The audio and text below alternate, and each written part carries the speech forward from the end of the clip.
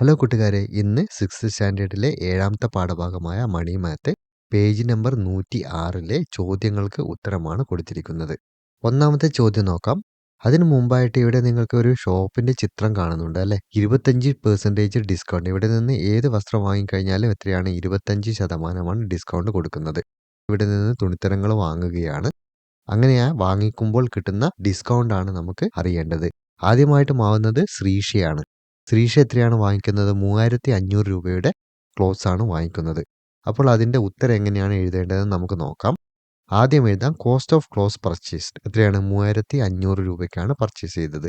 Discount എത്രയാണ് കൊടുക്കുന്നത്? 25%. അപ്പോൾ നമ്മൾ നോർമലായിട്ട് ആദ്യം കണ്ടെത്തേണ്ടതാണ് 3500-ൽ എത്ര 100 ഉണ്ടെന്നാണ്. അതിനുശേഷം എന്ത് ചെയ്യണം? അതിന് 25% ഡിസ്കൗണ്ട് അതുകൊണ്ട് ഗുണിക്കണം അല്ലേ? അപ്പോൾ നമുക്ക് എന്ത് ചെയ്യാം? 3500 ഇൻറ്റു 25 ഡിവൈഡഡ് ബൈ 100 എന്ന് എഴുതാം. 3500-നെ 100 കൊണ്ട് ഡിവൈഡ് ചെയ്ത് കഴിഞ്ഞാൽ മുകളിലും താഴെയും വരുന്ന 2 പൂജ്യങ്ങൾ ക്യാൻസൽ ചെയ്യാം. ബാക്കി വരുന്നത് എത്രയാണ്? 35 വരുന്നത് അല്ലേ? 35 ഇൻറ്റു 25 ആണ് വരുന്നത്. ഇങ്ങനെയാണ് ഡിസ്കൗണ്ട് നമ്മൾ കണക്കാക്കേണ്ടത്. അപ്പോൾ എത്ര 100 ഉണ്ടെന്ന് പ്രത്യേകമായിട്ട് കാണാതെ 3500 ഇൻറ്റു 25/100 എന്ന് എഴുതിയിരിക്കുകയാണ്. പൂജ്യങ്ങൾ തമ്മിൽ ക്യാൻസൽ ആയി കഴിഞ്ഞാൽ ബാക്കി വരുന്നത് 35 ഇൻറ്റു 25 ആണ്. 35 ഇൻറ്റു 25 വരുന്നത് എത്രയാണ്? 875 രൂപയാണ്.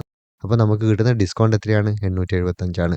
The amount need to pay, എത്ര എമൗണ്ട് ആണ് നമ്മൾ പേ ചെയ്യേണ്ടതെന്ന് പറയുമ്പോൾ ടോട്ടൽ എമൗണ്ട് ആയ 3500-ൽ നിന്ന് ഡിസ്കൗണ്ട് എമൗണ്ട് ആയ 875 കുറയ്ക്കണം. അപ്പോൾ കിട്ടുന്നത് എത്രയാണ്? 2625 രൂപയാണ്.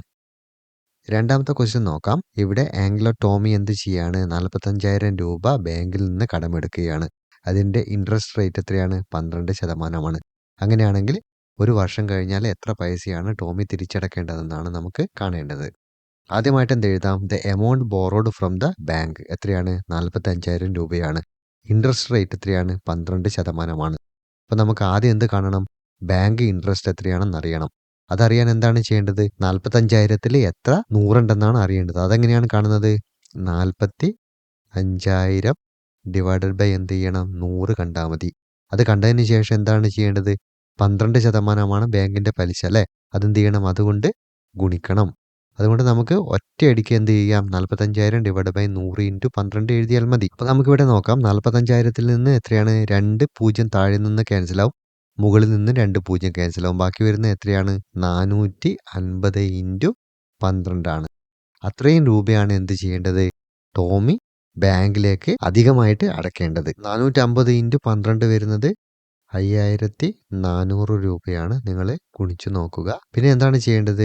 എമൗണ്ട് നീഡ്സ് ടു പേ, നമ്മൾ പേ ചെയ്യേണ്ട എമൗണ്ട് ആണ് കാണേണ്ടത്. അതെങ്ങനെയാണ് കാണേണ്ടത്? 45,000-ൻ്റെ കൂടെ എന്ത് ചെയ്യണം? പ്ലസ് എത്രയാണ്?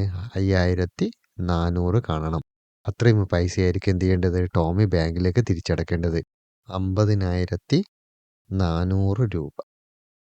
അത്രയും പൈസ എന്ത് ചെയ്യേണ്ടി വരും? ഒരു വർഷം കഴിഞ്ഞാൽ ടോമി ബാങ്കിലേക്ക് തിരിച്ചടക്കേണ്ടി വരും. അടുത്തായിട്ട് മൂന്നാമത്തെ ചോദ്യമാണ് നമ്മൾ ചെയ്യാൻ പോകുന്നത്. ഒന്നിൻ്റെ ഉത്തരം കണ്ടെത്തുന്നതിന് മുമ്പായിട്ട് ആദ്യം ചോദ്യം നമ്മൾ വ്യക്തമായിട്ടൊന്ന് മനസ്സിലാക്കിയിരിക്കണം. മെഹുൽ അയാളുടെ ശമ്പളത്തിൻ്റെ, അതായത് ഒരു മാസത്തെ ശമ്പളത്തിൻ്റെ 8% എന്താണ്? മെഡിക്കലിന് വേണ്ടിയിട്ട് പാവങ്ങൾക്ക് ഡൊണേറ്റ് ചെയ്യുകയാണ്. അപ്പോൾ നമുക്കിവിടെ എന്താണ് കാണേണ്ടത്?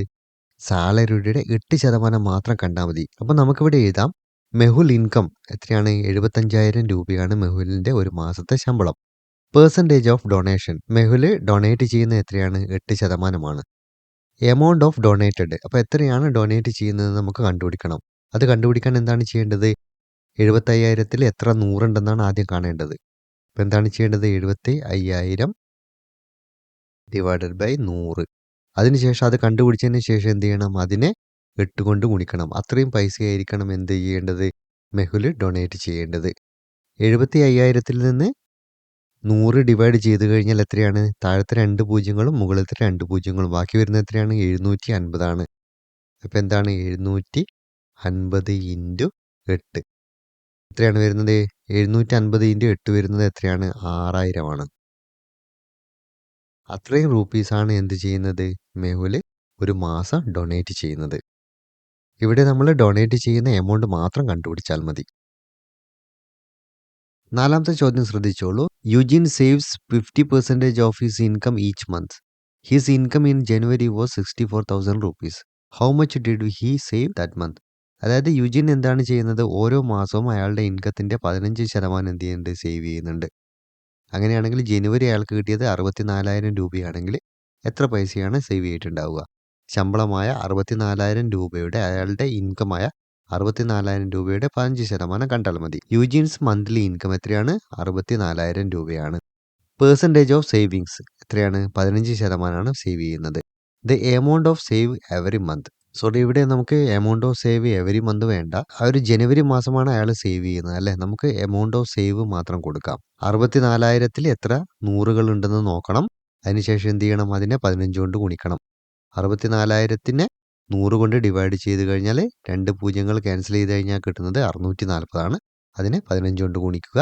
അപ്പോൾ 9,600 രൂപയാണ് കിട്ടുന്നത്. അതാണ് അയാൾ എന്ത് ചെയ്യുന്നത്? ജനുവരി മാസം സേവ് ചെയ്യുന്നത്. അഞ്ചാമത്തെ ക്വസ്റ്റ്യൻ എന്താണെന്ന് നോക്കാം. A T V manufacturer decided to reduce the price by 5% from the next month. The price of the T V എത്രയാണ്? 45,000. അതായത് ഒരു ടി വിയുടെ വില എത്രയാണ്? 45,000 രൂപയാണ്. അതിൻ്റെ പ്രൈസ് അടുത്ത മാസം എന്ത് ചെയ്യും? അവർ 5% എന്ത് ചെയ്യും? റെഡ്യൂസ് ചെയ്യും. അങ്ങനെയാണെങ്കിൽ അടുത്ത മാസം എത്ര പൈസക്കാണ് ആ ടി വി കിട്ടുന്നത്? അപ്പോൾ നമുക്ക് നോക്കാം. പ്രൈസ് ഓഫ് ടി വി എത്രയാണ്? 45,000 ആണ്. എമൗണ്ട് റെഡ്യൂസ്ഡ് എത്രയാണ്? 5% ആണ്. അപ്പോൾ 5% എത്രയാണെന്ന് നമുക്ക് കാണണം. അത് കാണാൻ വേണ്ടി 45,000-നെ 100 കൊണ്ട് ഡിവൈഡ് ചെയ്തതിന് ശേഷം എന്ത് ചെയ്യുക? 5 കൊണ്ട് ഗുണിക്കുക.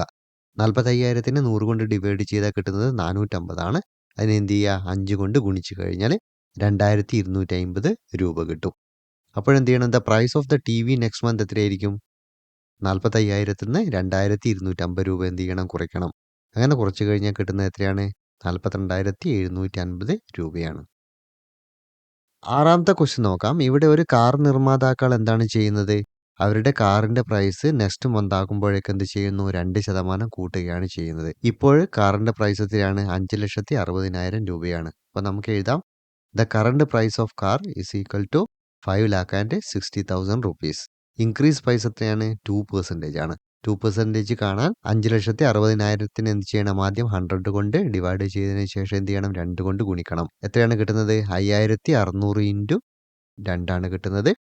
5,600-നെ 2 കൊണ്ട് ഗുണിച്ചാൽ 11,200 രൂപയാണ് കിട്ടുന്നത്. പ്രൈസ് ഇൻ നെക്സ്റ്റ് മന്ത് എത്രയാണ്? 5,60,000-ൻ്റെ കൂടെ എന്ത് ചെയ്യണം? 11,200 കൂട്ടണം. അങ്ങനെയാകുമ്പോൾ 5,71,200 രൂപയാണ് കാറിൻ്റെ അടുത്ത മാസത്തെ പ്രൈസ്.